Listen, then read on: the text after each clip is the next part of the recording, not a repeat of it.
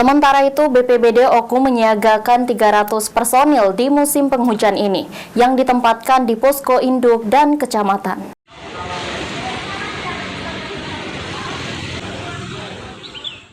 Berbagai persiapan telah dilakukan Badan Penanggulangan Bencana Daerah Kabupaten Oku menghadapi musim penghujan di penghujung tahun 2023 ini.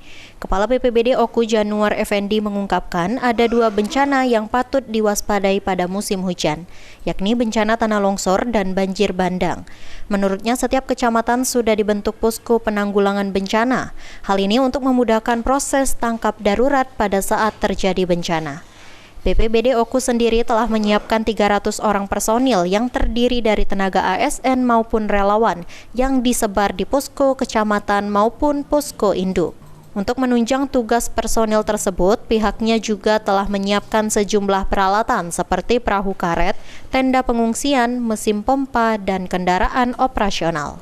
Untuk posko setelah kita melakukan rapat untuk apel siaga banjir longsor, nanti kita lakukan apelnya baru nanti kita tetapkan. Untuk sementara masih dalam komunikasi untuk persiapan kajian apel banjir longsor karena kita baru melaksanakan dari provinsi, baru nanti akan di follow up untuk di tingkat kabupaten kota. Kalau untuk kapal karet sudah kita siapkan, Pak? Ya, kalau untuk daya dukung tentu secara internal BPBD khususnya dalam konteks ini kami secara otomatis begitu telah beralih ke musim penghujan, kita sudah menyiagakan ke musim berikutnya yaitu musim basah atau musim banjir dan longsor. Personil maupun peralatan kita sudah siagakan.